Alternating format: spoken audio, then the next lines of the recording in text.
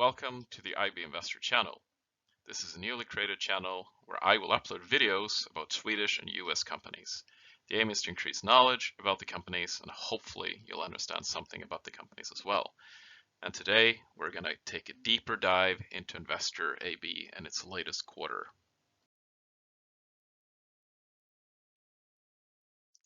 The company was founded in 1916 by the Wallenberg family, the same family that operates the company today.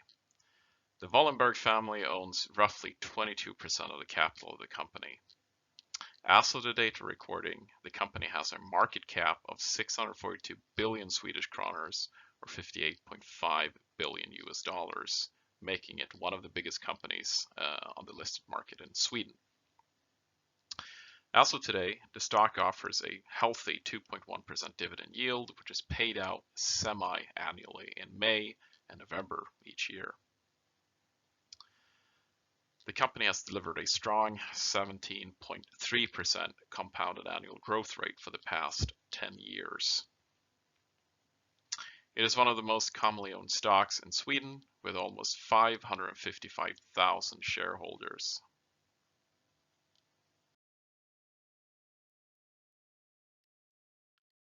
Investor does not operate any businesses directly, but rather it owns pieces or fully owned companies beneath the holding company, much like Berkshire Hathaway is today. It currently owns 14 listed companies, which represent 72% of the total NAV. It holds one unlisted company, or fully owned if you will, and also some investments in the EQT's different fund offerings, which combined accounts for 28% of the NAV.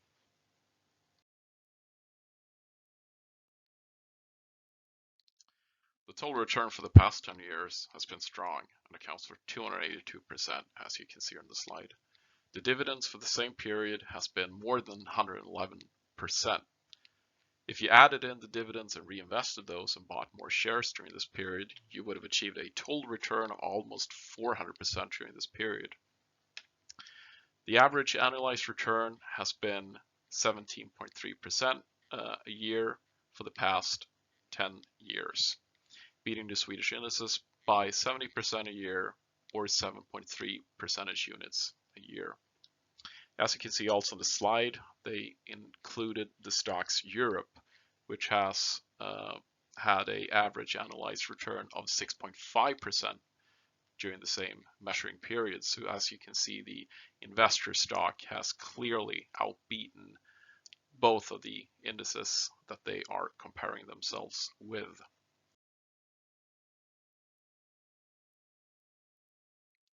Now for listed companies, and this is quite of a busy slide. On the right side, we can see the total portfolio of investors' listed holdings. And we have Atlas Copco at 23%, followed by ABB at 20%, and then AstraZeneca at 14%. And then we have a handful of smaller companies. But all of these companies combined has a total value of 531 billion Swedish kroners. In the middle, we can see the contribution, both positive and negative in terms of percentages, not so much NAV. But here we can see that Sobi and SEB had an excellent return during this quarter. However, Electrolux, Husqvarna, and ABB and Ericsson had a negative impact on the performance here. We can also see in the quarter that Investor has invested in Sobi, roughly 2.2 billion during the quarter, and they have also made an exit in Accelleron, which is the company that ABB spun off to its shareholders.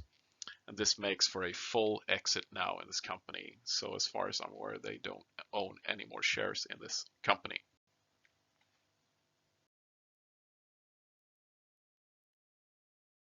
The fully owned company, Patricia Industries, had a good quarter, with sales for the major subsidiaries amounted to 10%, of which 5% organically in constant currency. Adjusted EBITDA grew by 18%. On the right side, we can see a pie chart of the unlisted companies in the Patricia Industries portfolio. And we can also see here that Mölnlycke is the biggest one, or far biggest one, with 42% of the total value, followed by Labori, and then followed by Sonova. And all of these companies combined has a total value of 177 billion Swedish kroners. And this is also 23% of the total adjusted assets in investors' total portfolio.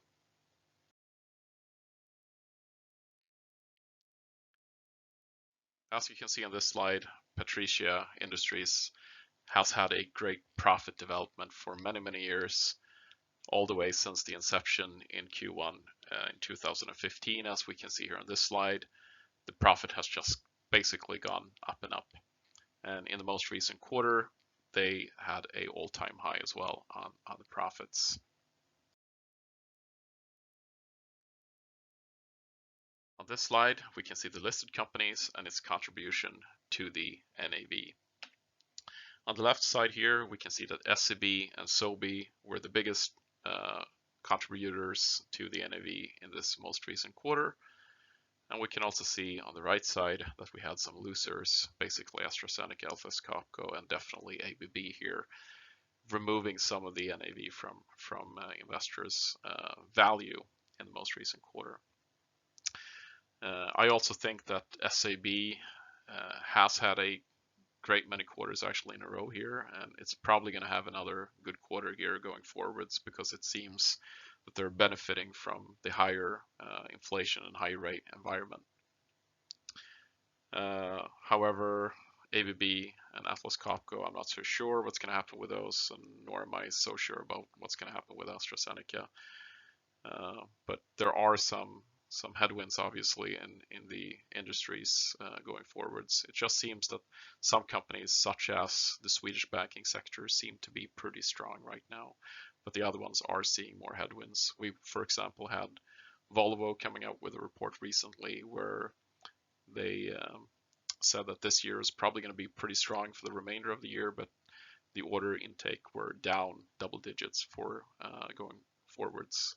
So it's probably going to be tough for many of the investors, industrial companies going forwards, I think, but we'll see what's going to happen.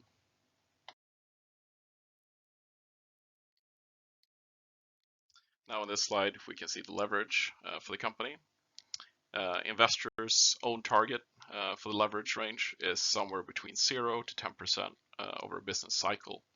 While the leverage can fluctuate above and below the target, it should never exceed 20% for a longer period of time, and that's what they're saying themselves.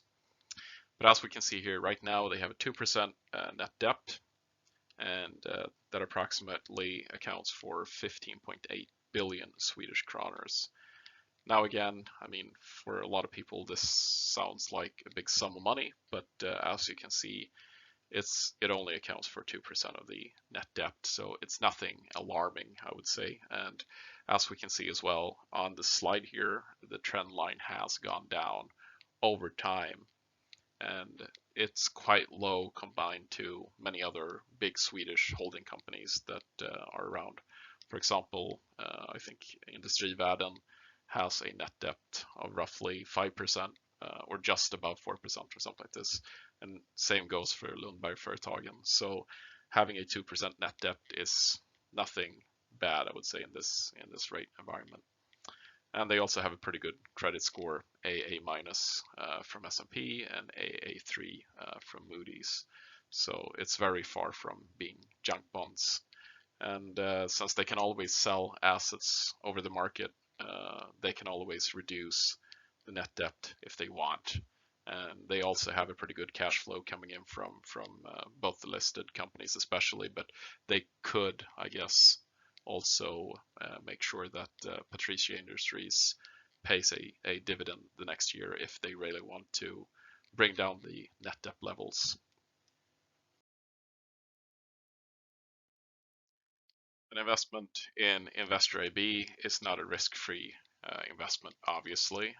It has leverage, as we mentioned on the previous slide, with roughly 2%. It's also been advised recently that the CEO will leave his position. So in the short run, there might be some uncertainties that can affect the share price. And we've seen that already. The share price actually went down by more than 4% during the trading of the market during Friday. And often investors dislike sudden change in management, so it's probably why. And investors has also had some laggers in the portfolio, such as Ericsson for a very long time. I can't really understand why they want to own Ericsson, but that's a topic for a different day, I think. They also hold Electrolux, Husqvarna, and it just seems that the management wants to keep them on. I'm not sure if it's for legacy reason or some other reason that goes beyond me. I don't know, but if it were up to me, I would just sell them tomorrow or maybe on Monday when the market opens and just get rid of those, because it just seems that it's too hard to manage those companies, even for the managers running those companies, because they always disappoint. So yeah.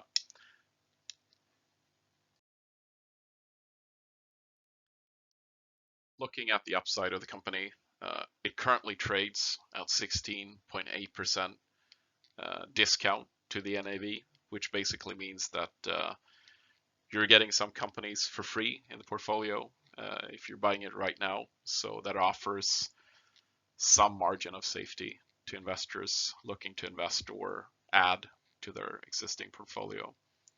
But there's also this saying that if they were to liquidate all of the assets during the next week, they would probably have to pay some sort of discount if they ever wanted to sell them all. So I think it's pretty fair that investment companies similar to Investor should trade with a discount, but it's not more, it's not less than it has historically traded for.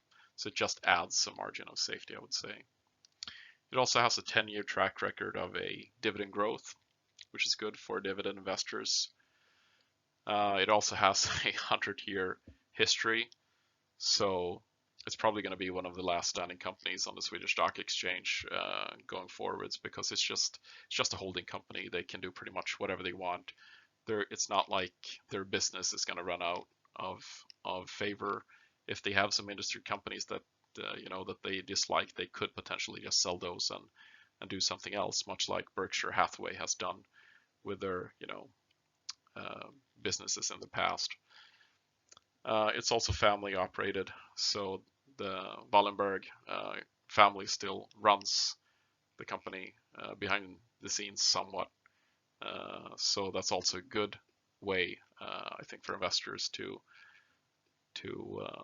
have them as owners, as it is a powerful family. They have many ties, I would say, across the world with, I wouldn't necessarily say perhaps governments, but certainly strong people in both the financial world, but also probably similar places in politics. All right, this is it for this presentation. I would like to express my thanks for listening. It's actually one of my first videos that I've ever made on YouTube, so if you have any feedback, if there was something I should improve until the next video, please write in the comments below and give me feedback on what I should perhaps include or change or do something differently the next time. And if you will, please do follow and subscribe for the channel and hit the like button if you liked the video. Right, thank you very much and see you in the next video. Goodbye.